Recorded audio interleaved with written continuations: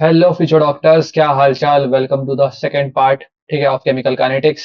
तो हमने पहले पार्ट में कवर किया था आपका रेट ऑफ केमिकल रिएक्शन, ठीक है। टाइप्स ऑफ केमिकल रिएक्शन हमने देखा था, on basis of speed, on basis of steps of reaction, number of steps of reaction, ठीक है। मैंने आपको फैक्टर्स बताया था, क्या क्या फैक्टर्स इन्फ्लुएंस करता है मेरे रेट ऑफ रिएक्शन को। अब आज हम पढ़ेंगे rate constant, rate expression, rate law, और हो सके तो ऑर्डर या और मॉलिक्युलरिटी भी हम पढ़ेंगे। Okay, so let's start. तो हमारा पहला टॉपिक, पहला हमारा रहेगा क्या, rate expression,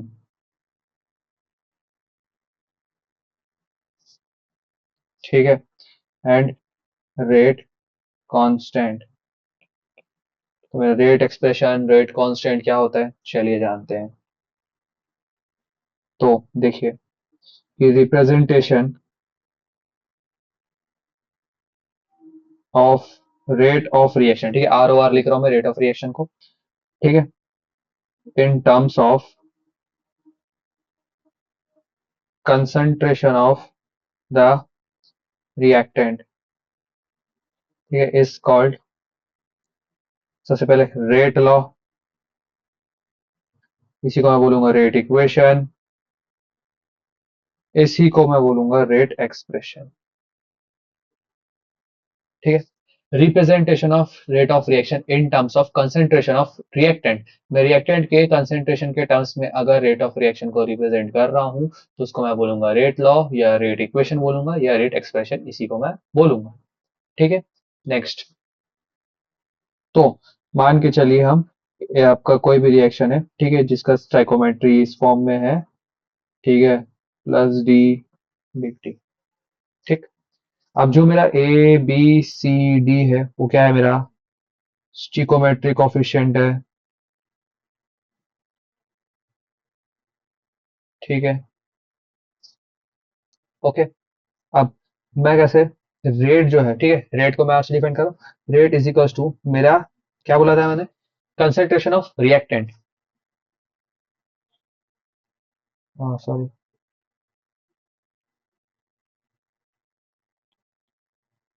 this is my rate of reaction, ठीक। अब ये इज इक्वल्स टू के डेल ए ब्रैकेट में ये, फिर बी ब्रैकेट में वाई। अब आपको बहुत एक बात ध्यान देनी है, व्हाट, इस प्रोपोर्शनैलिटी को हट के मेरा जो यहाँ पर कांस्टेंट लगा है, मैं इसको क्या बोलूंगा, इसको बोलूंगा rate constant. This is known as rate constant, इसी को मैं बोलूंगा, ठीक है। आपको ये बात ध्यान देनी है, जो प्रोपोर्शनैलिटी यहाँ पर हट के यहाँ पर आया है, तो रेट कांस्टेंट। अब आप बोलेंगे सर ये आपने एक्स और वाई क्या लिखा है, एक्स और वाई क्या है, एक्स और वाई का मतलब क्या है, उसका क्या चीज है, ठीक। सो तो जो मेरा एक्स है और जो मेरा वाई जो एक्सपोनेंट है, ठीक है, वो है मेरा डिटरमाइंड एक्सपेरिमेंटली, ठीक है। ये एक्स और वाई जो है मेरा एक्सपेरिमेंटली में डिटरमाइन करूंगा, ठीक है। ये एक बात आपको बहुत इंपॉर्टेंट ध्यान रखनी, ये मेरे स्टाइकोमेट्री कॉफिशिएंट के इक्वल भी हो सकता है या नहीं भी हो सकता है। स्टाइकोमेट्री कॉफिशिएंट क्या है उससे मुझे कोई मतलब नहीं, एक्स और वाई मेरा एक्सपेरिमेंटल डाटा है, पर कभी कभी फॉर अ कोइंसिडेंस ही मेरे इक्वल हो सकता है स्टाइकोमेट्री के, पर हर बार ऐसा भी नहीं होगा, ठीक है। मे या may not be equal to stoichiometric coefficient, ठीक है। आपको ये बात आपको समझ आ गई, ठीक। सो आपका rate of reaction is equals to k था, ठीक है, A x B, sorry B y था, ठीक। रेट ऑफ रिएक्शन मैं कैसे लिखता हूँ यहाँ पर, तो रेट ऑफ रिएक्शन मैंने रिएक्टेंट की हमेशा बात की थी, तो minus D by R upon D T plus to K A x upon B Y, ठीक है। ये बात आपको इम्पोर्टेंट बात आपको समझ आ गई, ठीक। अब ये क्या है, फॉर्म ऑफ दिस फॉर्म, इस फॉर्म ऑफ इक्वेशन को मैं क्या बोलूंगा, this form of equation is called differential rate equation, ठीक है। इस फॉर्म ऑफ रेट इक्वेशन को मैं बोलूंगा डिफरेंशियल रेट इक्वेशन, को मैं इसको मैं बोलूंगा, ठीक है, जो कि जहां पर k is proportionality proportionality constant, ठीक है, कॉल्ड, इसको मैं क्या बोलूंगा आपका रेट कांस्टेंट बोलूंगा। ओके, आपको ये बात समझ आ गई। के को मैं प्रोपोर्शनैलिटी कांस्टेंट जो है इसको मैं बोलूंगा रेट कांस्टेंट। ठीक। अब अब मैं आता हूँ किस पे, what is rate law. Rate law आपको मैंने पहले ही बता दिया। ठीक है, यहाँ पर मैंने रेट लॉ का डेफिनेशन दे दिया था। ठीक है, अब आपको ये बात ध्यान रखनी है रेट लॉ में कि मोलार कंसंट्रेशन, ठीक है, of reactant with each term raised to some power, है ना। मोलार कंसंट्रेशन जो रिएक्टेंट है वो रेज टू सम पावर है ना। कि ए मेरा एक्स से रेज्ड है, मेरा बी मेरा वाई पावर से रेज्ड है। ठीक है, यही बता रहा है। तो विच में या मे नॉट, ठीक है, be same as stoichiometric coefficient. ठीक है, मैंने आपको ये बात बताई थी कि ये मेरा जो पावर है, ठीक है, मेरे स्टाइकोमेट्रिक कोफिशिएंट के मे, इट मे बी इक्वल और मे नॉट बी इक्वल। ठीक है, reacting species in a balanced chemical reaction। ठीक, तो बात आपको समझ आ गई। जो रेस पावर है वो मेरे स्टाइकोमेट्री पे डिपेंड नहीं करेगा, क्या पता स्टाइकोमेट्री के बराबर हो सके, क्या पता स्टाइकोमेट्री से अलग हो सके। ठीक, ये बात आपको समझ आ गई। तो हमारे पास क्या हमने समझ आ गया, rate of reaction is equal to K, जो मेरा रेट कांस्टेंट है। ठीक है, ए एक्स बी वाई। अब क्या हम इसमें सवाल बनाए। ठीक, उसके पहले एक छोटी सी चीज मैं आपको समझाता हूँ। ठीक है, एक रिएक्शन में लेता हूँ, ठीक है, जैसे कि NO plus O2 plus 2NO2। ठीक है, बैलेंसिंग आउट कर लेना, इसमें ऐसा कुछ बैलेंस करने का मतलब नहीं है। ठीक, तो अगर मैं if concentration of NO become twice, ठीक है, और O2 रिमेन्स कांस्टेंट, ठीक, तो मेरा रेट ऑफ रिएक्शन क्या होगा, इट विल बिकम डबल। ठीक है, मेरा डायरेक्टली प्रोपोर्शनल है किसके, तो इसमें कैसे होगा कि NO, ठीक है, के NO और O2 है। ठीक है, अगर ये मैं डबल कर दूं तो मेरे रेट ऑफ रिएक्शन भी तो डबल हो जाएगा ना। ठीक है, अब एक और ध्यान, अब यहाँ पर एक और ध्यान दीजिएगा, इंपॉर्टेंट। ठीक है, रेट ऑफ रिएक्शन मेरा डबल हो गया। अब मेरे से पूछता है रेट कांस्टेंट, यानी कि मैं के की बात कर रहा है, तो मेरा के क्या होगा इसमें। तो के जो होगा मेरा, अब यहाँ पर भी मेरा डबल हो चुका है, ठीक है, अब ये इस तरफ जाएगा, ठीक है, तो के का तो ये हाफ हो जाएगा ना, तो मेरा के क्या हो जाएगा, मेरा हाफ हो जाएगा। ठीक है, rate constant become half if rate of, तो आपके पास समझ आएगी, इफ रेट कांस्टेंट, अगर जो rate of reaction becomes double so rate constant become half. ये बात आपको समझ आई। ठीक है, इस तरीके से हम सवाल बनाएंगे आगे भी, आपके बहुत जगह आपके सवाल आए हुए हैं, तो आपको उसमें और आइडिया होगा। ठीक, ये बात आपको समझ आ गई। अब रेट कांस्टेंट के बारे में थोड़ी बातें करते हैं हम। ठीक है, ये रेट कांस्टेंट क्या है, क्या करता है, क्या नहीं करता है, इसके बारे में हम जानते हैं। ठीक, तो मैं इसको क्या बोलूंगा, इसको मैं ये भी बोलूंगा स्पेसिफिक रिएक्शन रेट भी बोलूंगा मैं इसको, ठीक है, इसको मैं डिनोट करता हूँ के से। ओके, ठीक, तो इसका क्या डेफिनेशन है कि defined as rate of chemical reaction when concentration of each reactant is unity. ठीक, इसको मैं स्पेसिफिक रिएक्शन रिएक्शन रेट भी बोलूंगा, तो मैं क्या बोलूंगा, rate of reaction when concentration of each reactant is unity. ठीक है, तो आपको क्या पता है, rate of reaction is equal to K A x B Y. ठीक है, यूनिटी हो जाने से ये दोनों मेरे इक्वल हो जाएंगे, यानी कि रेट ऑफ रिएक्शन मेरा रेट कांस्टेंट के इक्वल हो जाएगा, ये इसका डेफिनेशन है। ओके, ये defined as rate of chemical reaction in when concentration of each reactant is unity. ठीक है, ईच रिएक्टेंट का मैंने कंसंट्रेशन क्या कर दिया, यूनिटी कर दिया। ठीक है, यूनिटी इसका यूनिटी इसका यूनिटी कर दिया, तो मेरे इसके बराबर हो गया। ओके, नेक्स्ट चीज, अब मैं देखता हूँ कैरेक्टरिस्टिक्स ऑफ रेट कांस्टेंट। मेरे रेट कांस्टेंट का क्या क्या कैरेक्टरिस्टिक्स है, ये बहुत ध्यान रखने की चीज है। आपसे क्या पता थियोरेटिकल में कोई सवाल पूछ ले कि rate of chemical characteristics of rate constant बताइए। ठीक है, तो आप बताएंगे फिर बहुत आसानी से, तो आप हम सही पढ़े हैं तो आपको सब आंसर आता होगा। ठीक है, तो इसमें क्या है कि जो आपका रेट कांस्टेंट है, ठीक है, वो मेरा मेजर किसका है, measure of rate of reaction. ठीक है, तो ग्रेटर वैल्यू ऑफ के फास्टर रिएक्शन। ठीक है, जितना ज्यादा मेरा के का वैल्यू उतना मेरा फास्ट रिएक्शन हो जाएगा। दूसरा पॉइंट आ जाता है मेरा कि each reaction has definite value of rate constant. ठीक है, एट पर्टिकुलर टेम्परेचर, किसी भी पर्टिकुलर टेम्परेचर पे। ठीक है, जो मेरा रेट ऑफ रिएक्शन, जो मेरा रेट कांस्टेंट का एक पर्टिकुलर वैल्यू होगा कोई भी टेम्परेचर पे। ठीक है, हर एक टेम्परेचर पे एक डिफाइनाइट इसकी वैल्यू होगी रेट कांस्टेंट की। ठीक है, and it value for the same reaction changes with change in temperature। तो आपको ये बात समझ आई कि जो मेरा K है डिपेंड्स ऑन टेम्परेचर। जिस तरह से मेरा टेम्परेचर चेंज होगा वैसे ही मेरा K चेंज होने वाला है। ठीक है, टेम्परेचर बढ़ गया, डायरेक्टली प्रोपोर्शन इनवर्सली प्रोपोर्शन इस बारे में नहीं पता, पर टेम्परेचर पर मेरा डिपेंड करेगा। ठीक, तीसरा पॉइंट आता है, K वैल्यू जो है, value do not depend on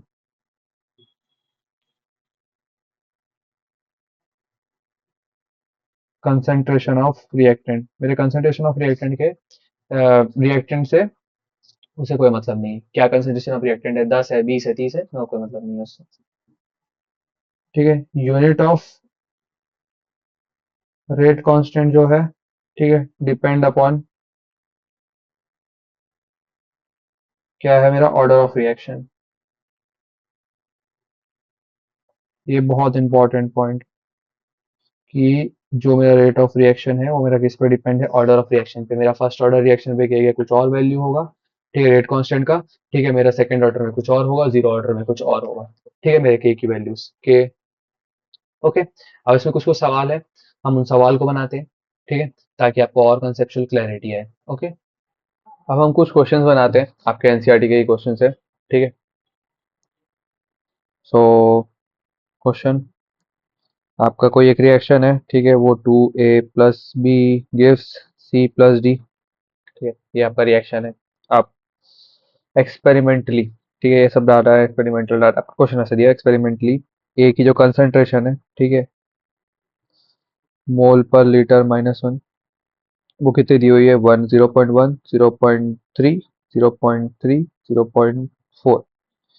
B की दी हुई है आपकी कंसंट्रेशन यहाँ पर 0.1, 0.2, 0.4 और 0.1। ठीक, initial rate of formation of D.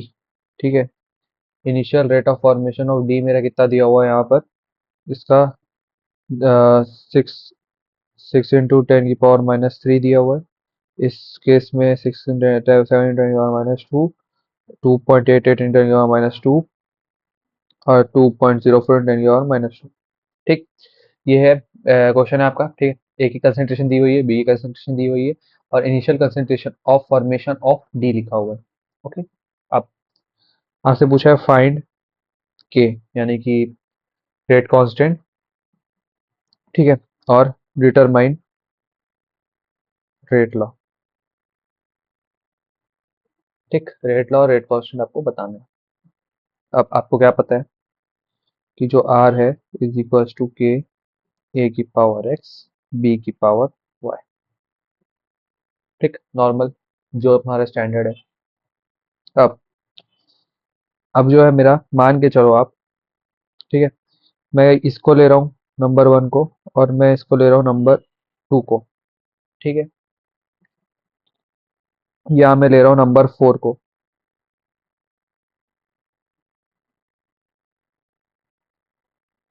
देखो आपको क्या करना है, आपको ऐसे दो रिएक्शंस लेने हैं, ऐसे दो स्टेप्स लेने हैं आपको, जिसमें एक का कंसंट्रेशन चेंज हो रहा हो, दूसरा जो है हमारा कांस्टेंट रहा हो। जैसे कि देखो, अब मैंने फर्स्ट लिया 0.1 है ए का, और 0.4 है मेरा ए का चौथे वाले में, और उसी टाइम पे मेरा बी का 0.1 है, और यहाँ पर नीचे में भी मेरा 0.1 है, मतलब कि सेम कंसंट्रेशन है यहाँ पर। ठीक है, अब इससे मैं बनाऊंगा, तो मेरा रिएक्शन वन के लिए, ठीक है, के जो है, ठीक है, उसके बाद में डेल्टा ए एक्स, जो उस टाइम पे कंसंट्रेशन है उसका इस टाइम पे ये, अपॉन इसका रिएक्ट, इसको भी कर दूंगा ये, ठीक है, delta A x upon B y, R4 लिया था ना मैंने, तो R1 और R2, ठीक है,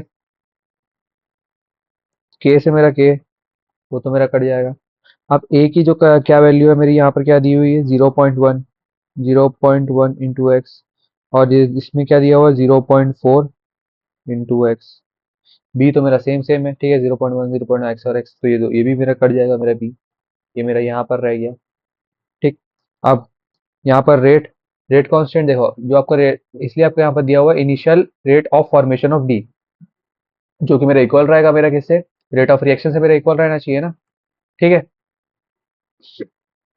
तो आपका R1 कितना दिया हुआ है, 6 × 10⁻³ 6 × 10⁻³ और R4 कितना दिया हुआ है, 2.4 × 10⁻² आपका -2।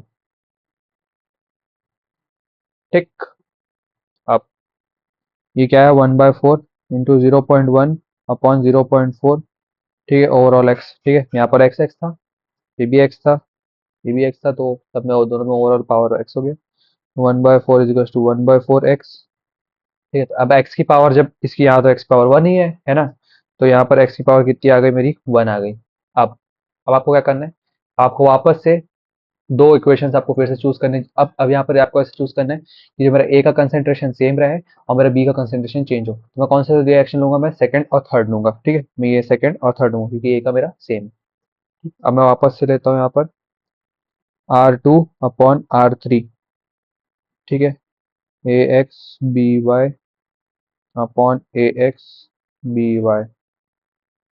ठीक, R2 मेरा दिया हुआ 7.2 10⁻², और मेरा ये दिया हुआ है कितना, 2.88 10⁻⁻1। ठीक है, ए की कंसंट्रेशन मेरी क्या थी, वो है 0.3, और इधर भी 0.3 एक्स की। ठीक है, तो ये तो मेरा कट के 0 1 हो गया। ठीक है, बी की मेरी क्या कंसंट्रेशन थी यहाँ पर, बी की मेरी कंसंट्रेशन है 0.2 वाई अपॉन 0.4 वाई। ठीक है, ये मेरा कट के आ जाएगा कितना, 1/4, और ये मेरा हो जाएगा कितना, 1/4, 1/2। ठीक है, 1/2 की पावर वाई, है ना। अब आप देख रहे हैं कि 1/4 को मैं क्या लिख सकता हूँ, 1/2 की पावर 2, है ना, 1/4 को मैं ऐसे लिख सकता हूँ। तो 1/2 की पावर 2 इज इक्वल टू 1/2 की पावर वाई, ये दोनों को हम बराबर बराबर ला दिए, और वाई इज इक्वल टू 2। इस तरीके से मैं बनाऊंगा इस सवाल को। ठीक है, अब अब क्या, कि अब आप मेरे को रेट एक्सप्रेशन बताएंगे, रेट लॉ एक्सप्रेशन क्या है, क्या बताया था मैंने, are is equal to K, ए की पावर एक्स था, बी की पावर वाई था ना, तो ए की पावर मेरी कितनी निकल के आई यहाँ पर, 1 निकल के आई, ठीक है, और बी की पावर मेरी कितनी निकल के आई, 2। तो ये मेरा रेट लॉ का एक्सप्रेशन हो गया मेरा। ठीक, अब आपको क्या निकालना है यहाँ पर, अब आपको निकालना है के इज इक्वल टू वॉट आपसे पूछा था। ठीक है, अब आप क्या करो कि कोई भी एक कंसेंट्रेशन पकड़ो, ठीक है? कोई भी एक कंसेंट्रेशन पकड़ो और उससे आप निकाल लो। ठीक, तो मैं कौन सा कंसेंट्रेशन पकड़ता हूँ, मैं पकड़ता हूँ सेकेंड वाला कंसेंट्रेशन पकड़ता हूँ मैं, 7.2, ठीक है, 10⁻², 7.2 10⁻², ठीक है, इज इक्वल टू के ए और बी की पावर 2। ठीक, के इज इक्वल टू 7.2 इंटू 10⁻², ए। अब ए की मैं क्या वैल्यू डालूं, जब वो 7.2 में आप ध्यान दीजिएगा, तो 7.2 वाले में इस रिएक्शन में मेरा ए की वैल्यू क्या थी, 0.3, और बी की वैल्यू थी 0.2। ठीक, तो इसका वैल्यू था 0.3 और ये था 0.2 का होल स्क्वायर। ठीक, तो 7.2 इंटू 10⁻² अपॉन ये आपका आ जाएगा कट पीट के 0.3 इंटू 0. ये इसका डबल हो जाएगा, तो ठीक है, तो मेरा कटपिट का आंसर आ जाएगा 6 × 10⁻⁻² लीटर स्क्वायर -1। ये मेरा किसकी आ जाएगी वैल्यू, के की। ठीक। अब अब एक बहुत इंपॉर्टेंट चीज, इसके हम आगे पढ़ने वाले हैं, ऑर्डर क्या होता है, मॉलिक्युलैरिटी क्या होता है। ठीक है, तो आप इससे एक्स, जो आपको ये निकल के आया देखिए, एक्स प्लस वाई जो होता है मेरा ऑर्डर, इसे मैं ऑर्डर निकालता हूँ कि कौन सा ऑर्डर का मेरा रिएक्शन है। तो यहाँ पर ए की वैल्यू 1 ऊपर लिखी हुई है, बी के ऊपर में 2 लिखा हुआ है, तो 1 + 2 मेरा 3 हो जाएगा, तो ये क्या है, मेरा थर्ड ऑर्डर रिएक्शन है। ठीक है, तो इस तरीके से होता है, जिससे मैं ऑर्डर ऑफ रिएक्शन भी निकाल सकता हूँ। तो चलिए, तो ऑर्डर और आपका मॉलिक्युलैरिटी क्या होता है, हम इस पे चलते हैं। आपने यहाँ पर सवाल बना दिया, ये इसी इसमें इस क्वेश्चन में रेट कांस्टेंट वाले निकालने में इस वैरायटी के ही इस तरीके के ही सवाल आते हैं, कोई ऐसा कुछ नया सवाल नहीं आता है, बाकी आप और प्रैक्टिस में आपको करवा दूंगा। ठीक। अब इसके अलावा हम यहाँ पर आगे चलते हैं। आपका एक क्वेश्चन आपका एनसीईआरटी एग्जाम्पलर का मैं आपको करवा देता हूँ इससे पहले, कि आपका रिएक्शन दिया हुआ है, रिएक्शन ये दिया हुआ है कि ए है, ठीक है, +2 बी, ठीक है, गिव सी। ठीक है, अब इसका मेरा जो रेट निकल के आया है, तो इसमें क्या आएगी, ए प्लस बी, ऐसा निकल गया है, इसके ऊपर कोई पावर नहीं, कुछ नहीं। ठीक। अब बोला है कि कंसंट्रेशन ऑफ बी जो है वो मेरा डबल हो गया है, ठीक है, और ए का कंसंट्रेशन जो है मेरा कांस्टेंट है, तो के क्या होगा। अब आपको ध्यान देना है यहाँ पर, तो क्या क्या के क्या होने वाला है यहाँ पर, कि आपका रेट हो गया, ठीक है, अगर मैं अपॉन ये बी हो जाएगा, तो K is inversely proportional to the B. अगर मैं इसको डबल करता हूँ तो के मेरा क्या हो जाएगा, हाफ हो जाएगा कि नहीं हो जाएगा। ठीक, तो मेरा के हो जाएगा, अगर मैं बी डबल करता हूँ तो के मेरा हाफ हो जाएगा। ओके, ये मेरा एनसीईआरटी एग्जाम्पलर का सवाल था। तो हम आगे बढ़ते हैं क्या, ऑर्डर और मॉलिक्युलैरिटी में हम आगे बढ़ते हैं। तो व्हाट इज ऑर्डर एंड मॉलिक्युलैरिटी। ठीक, ये काफी इंपॉर्टेंट सवाल। ठीक है, इसमें से बहुत सारे सवाल आते हैं, इसमें बहुत सारे कंसेप्ट आप बना लेंगे। ठीक है, मॉलिक्युलैरिटी क्या होता है, आपसे बोर्ड्स वगैरह में भी इसके बारे में डेफिनेशन पूछते हैं, अगर कोई बोर्ड वाला बच्चा देख रहा हो तो आपको ये भी मैं कवर करवा रहा हूँ। ठीक है, तो ऑर्डर क्या होता है, मॉलिक्युलैरिटी क्या होती है, हम इस बारे में जानते हैं। ठीक, तो सबसे पहले आता है ऑर्डर। ऑर्डर क्या होता है कि sum of exponent of concentration of reactant in rate law expression. आपको ये बात बहुत ध्यान देनी है कि सम ऑफ एक्सपोनेंट, ठीक है, of concentration of reactant in rate law expression. Rate law expression में ही जो मेरा, मैं इसको वहां पर सम करूंगा उसके एक्सपोनेंट्स का, ठीक है, उसके अलावा और कोई भी इसमें नहीं करूंगा, रेट लॉ एक्सप्रेशन में नहीं दिया हुआ है, तो मैं नहीं करूंगा मैं यहाँ पर। ठीक, तो इसको मैं क्या बोलूंगा, it is called order of reaction. अब ये मेरा रिएक्शन है,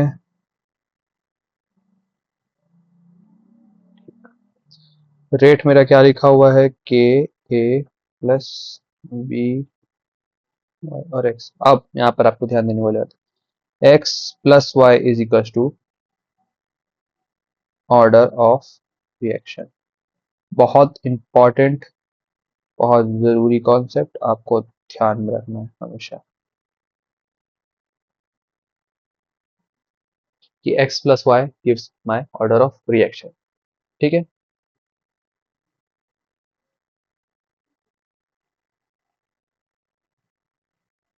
ओके। अब इसके आगे हम बात करते हैं, ये आपका हो गया ऑर्डर ऑफ रिएक्शन। तो ऑर्डर ऑफ रिएक्शन जो है वो मेरा हो सकता है 0 भी हो सकता है, 1 भी हो सकता है, 2 भी हो सकता है, 3 भी हो सकता है, ठीक है, और इवन अ फ्रैक्शन भी हो सकता है। ठीक है, मेरा ऑर्डर ऑफ रिएक्शन जो है मेरा 0 1 2 3 कुछ भी हो सकता है, मेरा फ्रैक्शन भी हो सकता है मेरा।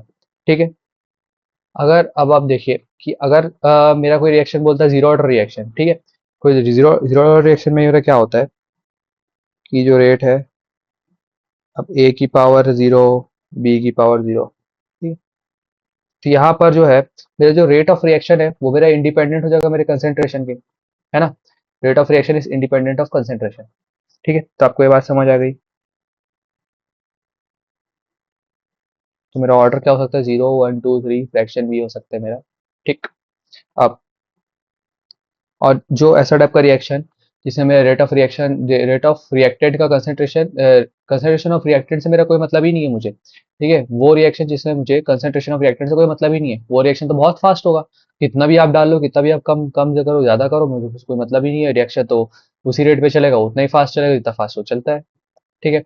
तो अगर मेरा जीरो ऑर्डर रिएक्शन वो होता है जिसमें मेरा कंसंट्रेशन पे मेरा रेट ऑफ रिएक्शन डिपेंड नहीं करता है रिएक्टेंट्स। ठीक। अब अब मान के चलिए आपको एक सवाल करते हैं कि रेट इज इक्वल टू आपको दिया हुआ है ए के ऊपर में 1/2 और बी के ऊपर में आ गया आपका 2। आपसे पूछा है ऑर्डर ऑफ द रिएक्शन, आप बताइए। तो आप तो क्या करेंगे, सीधा यहाँ पर प्लस कर देंगे और आप बोलेंगे सर यहाँ पर आपका ये हो जाएगा कितना 4 और ये हो जाएगा आपका 5/2। बोलेंगे सर ये तो 5/2 आ जाएगा। ठीक है। ये भी एक तरीके का हो गया। अगर आपसे पूछता है रेट, आपसे पूछा है रेट दिया हुआ है ए, अब ए की वैल्यू आपको दी हुई है 1/2, बी के ऊपर में आपका लगा है 3/2। तो आपसे पूछा है ऑर्डर क्या है, तो आप बोलेंगे सर 1/2 को और 3/2 को प्लस कर दूंगा मैं और ये 2 आ जाएगा, यानी कि ये तो सेकेंड ऑर्डर रिएक्शन हो गया। ठीक। तो इस तरीके के आप रिएक्शन नाम से बना लेंगे, है ना, बहुत आसानी से आप बना लेंगे इस तरीके के रिएक्शन।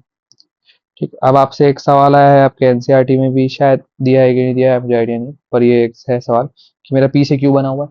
ठीक। तो इसमें कि रेट बिकम 8 times, ठीक है, when P concentration is double. ठीक है, फाइंड ऑर्डर ऑफ रिएक्शन। अब बहुत इंपॉर्टेंट सवाल, इस वैरायटी का सवाल आपको नीट में देखने को मिल सकता है। तो इसका क्या बोला गया है कि जो मेरा ये मेरा दिया हुआ है, ठीक, मेरा एक ही रिएक्टेंट है बस, है ना। तो मुझे ये बोला है कि अगर मैं उसको रेट का मैं 8 टाइम्स कर दूं, ठीक है, के तो के वही ऐसे ही सेम रहेगा, ठीक है, और अगर मैं कंसेंट्रेशन ऑफ पी को मैं डबल कर दूं, ये एक हो गया, मतलब मेरा एक इक्वेशन, तो ये मेरा नॉर्मल इक्वेशन हो गया, मेरा सेकंड इक्वेशन हो गया। ठीक है। अब मैं इन दोनों को डिवाइड कर दूंगा, दोनों इक्वेशंस को डिवाइड 1/2 कर दूंगा अगर मैं, तो K2PN और KPN। ठीक है। तो ये आ गया 8, के कट गया, तो ठीक है, आपका ये क्या हो गया 2 की पावर n हो जाएगा, है ना। यहाँ से आपका पी कट आपका, देखिए यहाँ से आपका के कट गया, आर कट गया, पी कट गया। ठीक है, तो बचा गया आपका ये 8 = 2 की पावर n। अब ये जो मेरा 8 दिख रहा है उसको मैं क्या बोलूंगा, 2 की पावर 3 भी होता है, तो इसको मैं बोलूंगा 2 की पावर 3 और n = 2 की पावर 3। ठीक। तो ये मेरा क्या हो गया, third order reaction. Third order reaction. तो इस तरीके का सवाल भी आपका नीट में आ सकता है। देखो बहुत आसान हुआ ना, आपको आपने बना लिया आसानी से। ठीक। कुछ इसमें नहीं है, नॉर्मल मैथमेटिक्स लगाना है, आराम से आपका बन जाएगा सवाल। ठीक है। अब बहुत important, units of rate constant. मेरे रेट कांस्टेंट का क्या क्या यूनिट होता है, हम इस बारे में जानते हैं। ठीक है।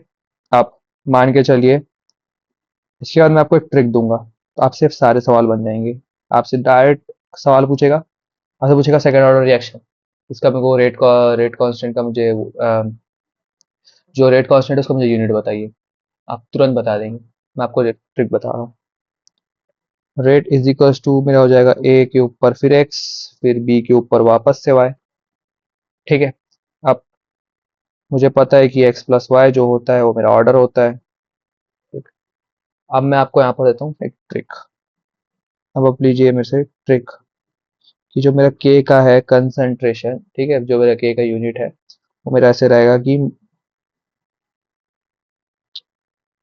के का जो मेरा ऐसे रहेगा कि मोल, ठीक है, देखते जाइए ध्यान से,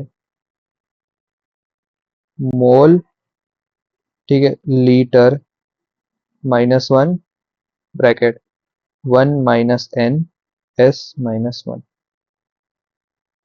n इज इक्वल्स टू, मेरा n क्या है, ठीक है, आपका बताएगा जो भी आपकी इसको जो वैल्यू है n की। ठीक है।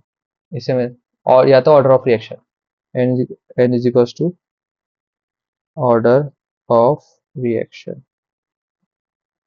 या ये भी बोलूंगा N is equals to X plus Y, ठीक है, अगर किसी दो का है तो। ठीक, ये हुआ। अब यह मैंने आपको ये ट्रिक दे दी, ये ट्रिक से आप सारे सवाल होंगे। अब आते हैं, अगर मैं आपसे पूछूं जीरो ऑर्डर का क्या होगा, तो आप क्या करेंगे? बस मस्त आराम से आप यहाँ पर डालेंगे mole litre minus one, one minus zero, second minus one, तो mole litre minus one, second minus one, ये मेरा जीरो ऑर्डर का मेरा आ गया यूनिट। ठीक, अब मैं आपसे पूछूंगा, अरे मुझे ये बताओ फर्स्ट ऑर्डर का क्या होगा यूनिट, तो बोलेंगे आप सर फर्स्ट ऑर्डर का यूनिट होगा mole litre minus one, one minus one, N की वैल्यू वन हो जाएगी यहाँ पर। ठीक है, सेकेंड माइनस वन, तो इसकी ये क्या यूनिट आ जाएगी? Second minus one. ठीक है, फर्स्ट ऑर्डर रिएक्शन की मेरी के की यूनिट कितनी आती है? सेकेंड माइनस वन हो जाता है। अब मैं आपसे पूछूंगा सर सेकेंड ऑर्डर का बताइए, तो आप बोलेंगे, बता रहे हैं कि आप बोलेंगे कि K is equals to mole litre minus one, ठीक है, फिर one minus two, second minus one, तो आप बोलेंगे mole litre minus one upon second minus one. ये आपका हो गया सेकंड ऑर्डर का हो गया। ठीक है, वैसे आप थर्ड ऑर्डर का निकालेंगे, आप फोर्थ ऑर्डर का निकालेंगे, इस तरीके से वो चलते जाएगा। एन की वैल्यू होती है मेरे ऑर्डर ऑफ, ऑर्डर के बारे में बताता है, ठीक है, ऑर्डर ऑफ रिएक्शन एन बताता है, और उससे मैं सारी चीज़ें निकालूंगा, और एन की value N is equals to X plus Y होता है, अगर मैं रेट कॉन्स्टेंट के हिसाब से बात करूँ तो, रेट एक्सप्रेशन के हिसाब से बात करा जाए तो। ये हो गया। ठीक, अब एक बात आपको याद ध्यान रखनी है, अगर यही चीज़ मेरा गैसियस रिएक्शन में हो रहा होगा तो उसमें बातें अलग हो जाएगी। ये जो कंसंट्रेशन है वो मेरा एटीएम में कन्वर्ट हो जाएगा, एटम्स एटमॉस्फेरिक प्रेशर में कन्वर्ट हो जाएगा। ठीक है, तो मैं आपको एक टेबल बना दे रहा हूँ जिससे आप बना लेंगे आराम से सब कुछ। ठीक, सो टेबल ऐसा है कि रिएक्शन, ठीक है, किस ऑर्डर का रिएक्शन है वो, ठीक है, रिएक्शन इन सॉल्यूशन, ठीक है, ये सॉल्यूशन में हो रहा है, और ये आपका रिएक्शन इन गैसियस में हो रहा है। ठीक, अब ऑर्डर आता है मेरा zero order, first order, second order, और आता है मेरा nth ऑर्डर। ठीक, कोई भी रैंडम nth ऑर्डर। ओके, अब यहाँ पर आता है ये मेरा मोल litre minus one, second minus one, zero order का मैंने आपको निकलवा दिया था, इसका सेकेंड माइनस वन हो जाएगा। ठीक है, इसका mole minus one litre, second minus one. अब वहाँ पर देखिए, यहाँ पर जैसे था मोल माइनस वन, ये दोनों माइनस माइनस प्लस हो जाएगा मेरा। ठीक है, इससे आप समझ गए। एन के लिए फिर आपको मैंने जो ट्रिक बताया था वो हो जाएगा one minus N, second minus one.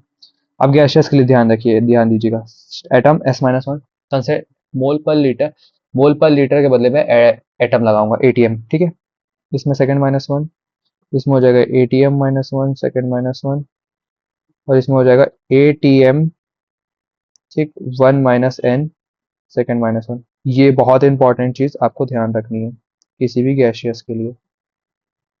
ठीक है, एटम एटमॉस्फेरिक प्रेशर ब्रैकेट में one minus N, seconds minus one. ठीक, बहुत इंपॉर्टेंट चीज आपने समझ ली है यहाँ पर। अब हम आगे बढ़ते हैं, ऑर्डर हमने जान लिया, ठीक है, ऑर्डर कैसे होता है। ठीक है, अब अगला हम पढ़ते हैं मॉलिक्युलैरिटी। ठीक, मॉलिक्युलैरिटी, अब ये मॉलिक्युलैरिटी क्या चीज है? हमने ऑर्डर पढ़ लिया, अब मॉलिक्युलैरिटी क्या है, टी ऑफ रिएक्शन क्या है। अब हम ये जानते हैं मॉलिक्युलैरिटी ऑफ रिएक्शन क्या होता है।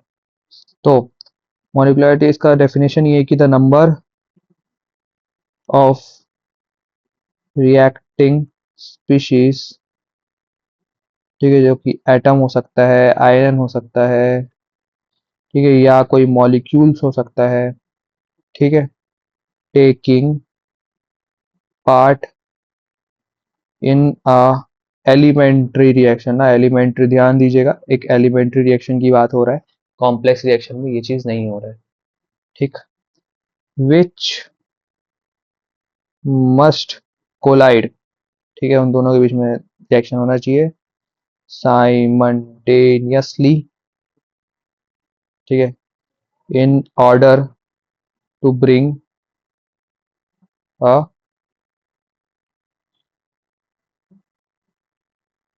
Chemical reaction.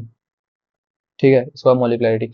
इतना नंबर ऑफ मेरे रिएक्टिंग स्पीशीज है, ठीक है, या तो एटम हो सकता है, आयन हो सकता है, मॉलिक्यूल हो सकता है, ठीक है, जो मेरे एलिमेंट्री रिएक्शन में टेक पार्ट ले रहे हैं, जो कोलाइड होने चाहिए साइमल्टेनियसली ताकि कोई केमिकल रिएक्शन ऑकर हो। ठीक, ये होगा। अब कुछ बातें, इफ सिंगल रिएक्टेंट है तो इसकी मॉलिक्युलरिटी क्या हुई, वन। इसको मैं क्या बोलूंगा, यूनी मॉलिक्यूलर रिएक्शन। ये बात आपको समझ आ गई। अगर कोई रिएक्शन है जिसमें एक ही रिएक्टेंट है, उसका मॉलिक्युलरिटी वन हो जाएगा, यानी कि इसको मैं क्या बोलूंगा, यूनिमॉलिक्यूलर रिएक्शन। ठीक। अब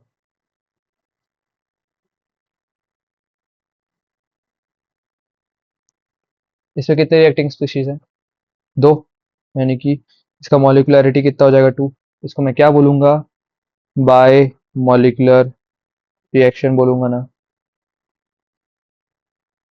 ठीक। अब यहाँ पर अगला सवाल, NO gas plus O2 gives two NO। ठीक। अब इसमें क्या, मॉलिक्युलरिटी कितना रिएक्टिंग स्पीशीज है मेरी, मॉलिक्युलरिटी रिएक्टिंग स्पीशीज है मेरी तीन, तो ये मेरा क्या हो जाएगा, मेरा ट्राई मोलेक्युलर रिएक्शन हो जाएगा मेरा।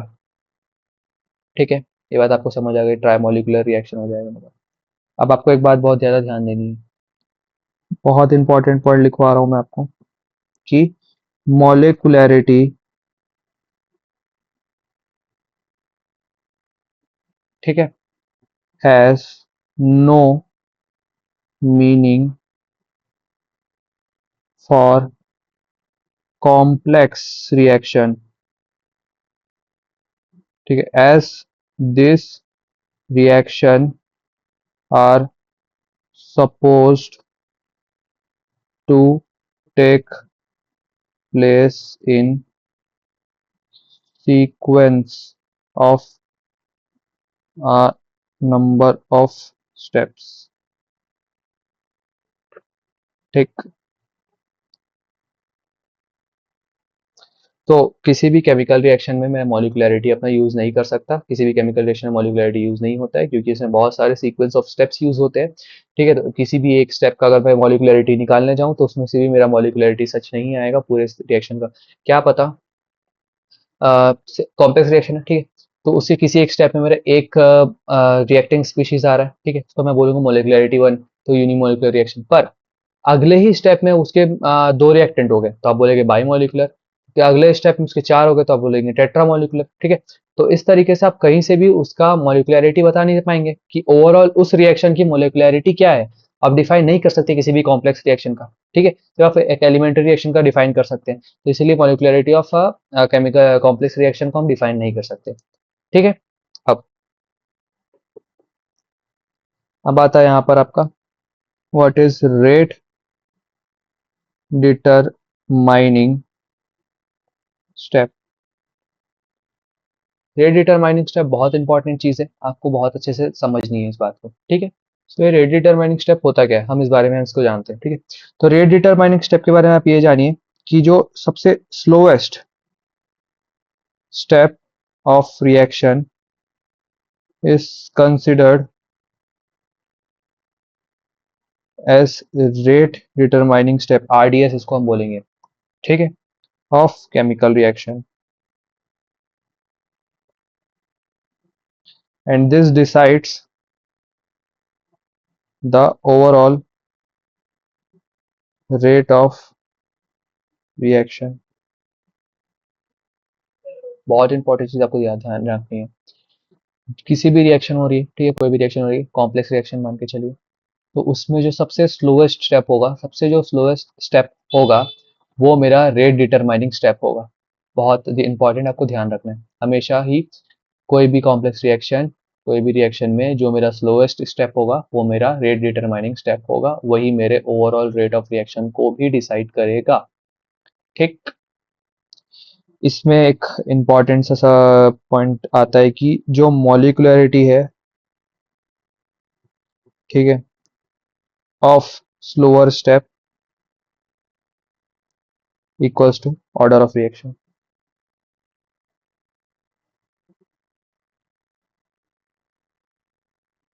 मान के चलिए जो सबसे स्लोएस्ट स्टेप है, ठीक है, उसका मॉलिक्युलरिटी 1 है, यानी कि उसका ऑर्डर ऑफ रिएक्शन 1 है, ठीक है, उसका ऑर्डर फर्स्ट ऑर्डर है। या उसकी मॉलिक्युलरिटी 2 है, यानी कि उसका जो है सेकंड ऑर्डर के रिएक्शन है, ठीक है। तो स्लोअर स्टेप का जो मॉलिक्युलरिटी है वो मेरे इक्वल्स टू हो जाएगा मेरा ऑर्डर ऑफ रिएक्शन के। आपको ये बात समझ आ गई होगी, ठीक। आपको एक बात ध्यान देनी है कि जो मेरा ये है N2O5, ठीक है, मेरा कन्वर्ट होता है इसमें, है ना।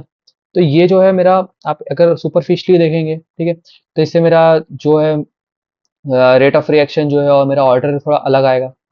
पर इसमें जो इंपॉर्टेंट चीज आपको ये बात ध्यान रखनी है ना। तो ये इसके हिसाब से मेरे को ये समझ आता है कि जो रेट है वो मेरा इक्वल्स टू हो जाएगा मेरा KNO2O5 और उसकी पावर 2 मान के चलिए, ठीक है, एक्सपेरिमेंटली ये मेरा निकल गया है। इससे मेरे को समझ आता है ये सेकंड ऑर्डर रिएक्शन है, इसके ऊपर तो 2 लिखा हुआ है ना, यानी कि सेकंड ऑर्डर रिएक्शन है। पर ये दो स्टेप्स में होगा। स्टेप 1 होता है मेरा N2O5 जो कि स्लो है, और इसमें NO2 बनता है प्लस NO3 बनता है। और स्टेप 2 है मेरा N2O5 प्लस NO3 और फास्ट, तो 3NO2 प्लस O2। तो आपको यहाँ पर ये देख रहे होंगे आप, N2O5 वाला स्लोअर स्टेप, ठीक है।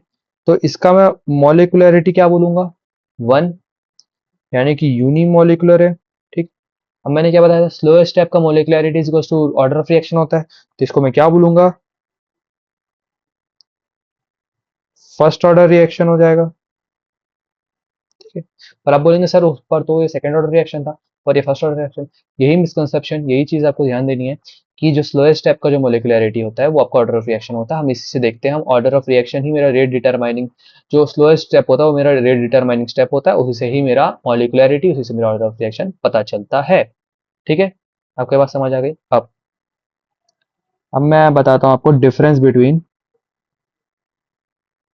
मॉलिक्युलरिटी, ठीक है, और ऑर्डर के बीच में। तो यहाँ पर हम दोनों के बीच में डिफरेंस देखेंगे, मॉलिक्युलरिटी और ऑर्डर के बीच में मेरा क्या डिफरेंस है, ठीक है। तो पहला जो मेरा मॉलिक्युलरिटी होता है, ठीक है, तो ये होता है मेरा क्या, नंबर ऑफ रिएक्टिंग स्पीशीज होता है, ठीक है, जो कि विच मस्ट कोलाइड, ठीक है, साइमल्टेनियसली। ये आपका जो डेफिनेशन ही है, ठीक है, simultaneously in order to carry out a chemical reaction, ठीक है, इसको मैं मॉलिक्युलरिटी बोलूंगा। ऑर्डर क्या है मेरा, sum of power of concentration of reactant in rate law expression, ठीक है, रेट लॉ के एक्सप्रेशन में ही मेरे को देखना है हमेशा, ये बात आपको ध्यान रखनी है, ठीक है। इसको मैं बोलूंगा ऑर्डर ऑफ रिएक्शन, पहला हो गया। दूसरा दूसरा आता है मेरा कि मॉलिक्युलरिटी, मॉलिक्युलरिटी ऑलवेज अ होल नंबर, ठीक है। ये इसका वैल्यू मेरा जीरो नहीं हो सकता, फ्रैक्शन नहीं हो सकता, ये बात आप ध्यान दे दीजिए। That is 1 2 3 can not be zero comma fractional, ठीक है। अब इसमें ऑर्डर होता था क्या मेरा, ऑर्डर कैन बी जीरो, ठीक है, होल नंबर, और ये फ्रैक्शनल भी हो सकता है ऑर्डर मेरा, ऑर्डर ऑफ रिएक्शन मेरा, ठीक। तीसरा पॉइंट में आता हूं मैं, जो मॉलिक्युलरिटी है,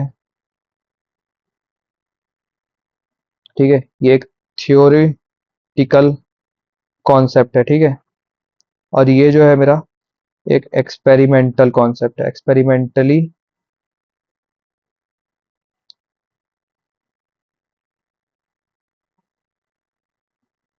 एक्सपेरिमेंटली डिटरमाइंड, ठीक। आपको ये बात समझ आ गई। अगला रेफरेंस,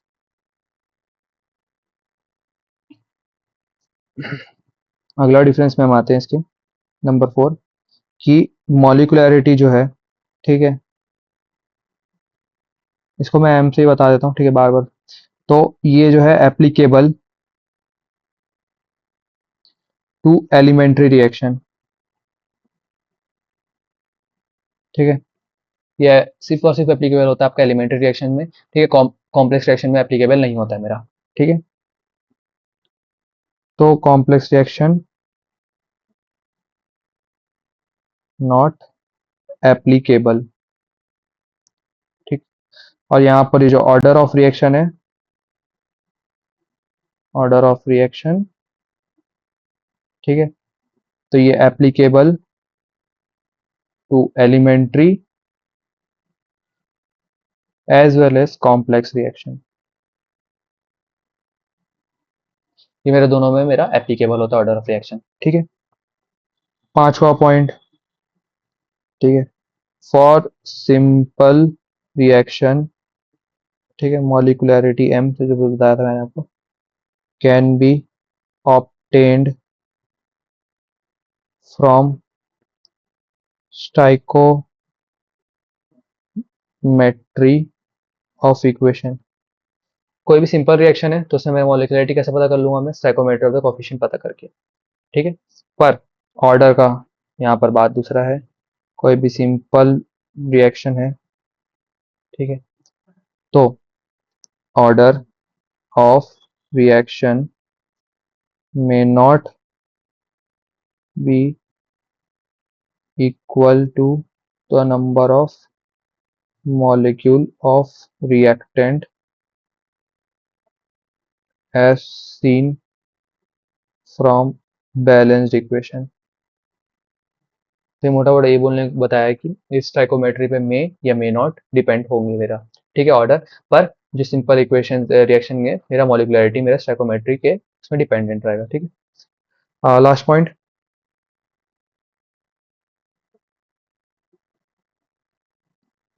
मॉलिकुलरिटी, ठीक है, कैन नॉट बी जीरो, और ये कैन बी जीरो,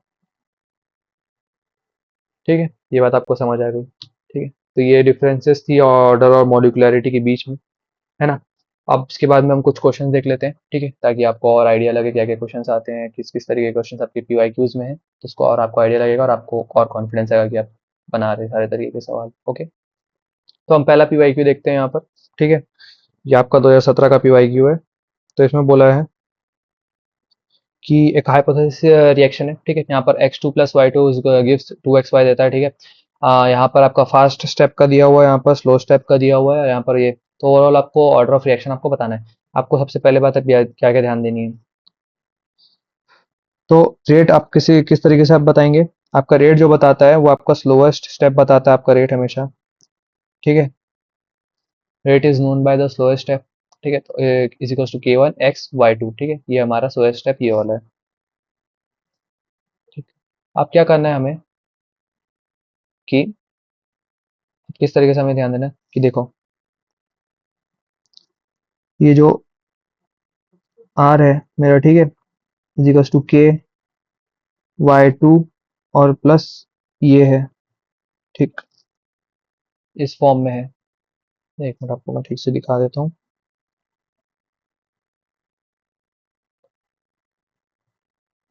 हम्म, तो देखिए, आपका जो भी है, ठीक है, रेट डिटरमाइनिंग स्टेप जो होता है आपका स्लोअर स्टेप होता है, ठीक है।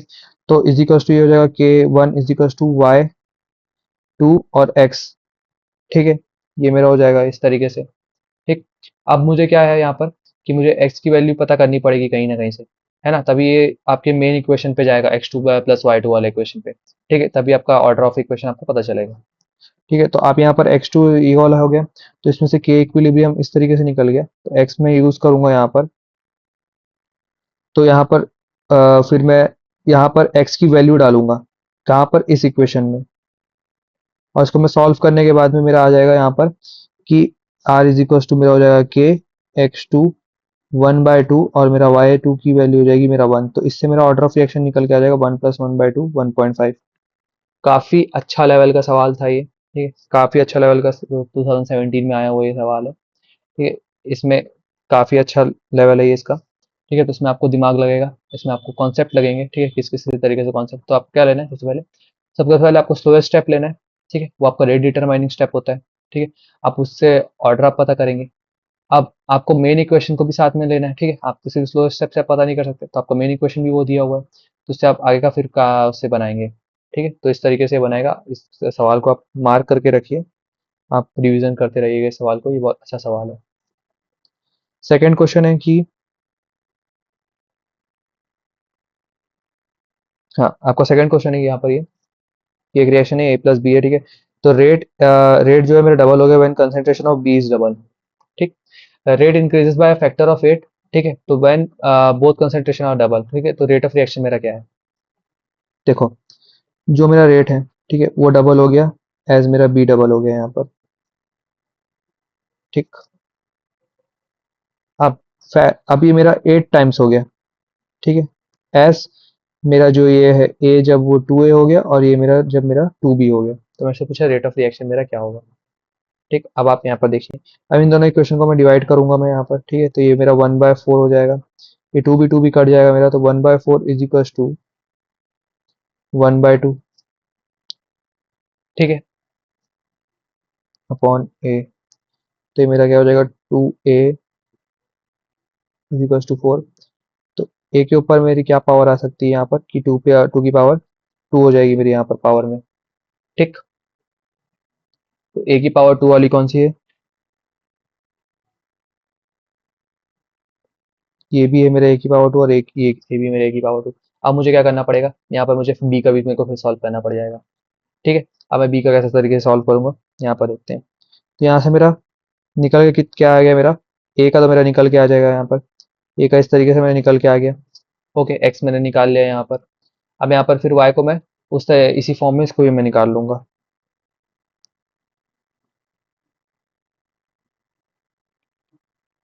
ठीक,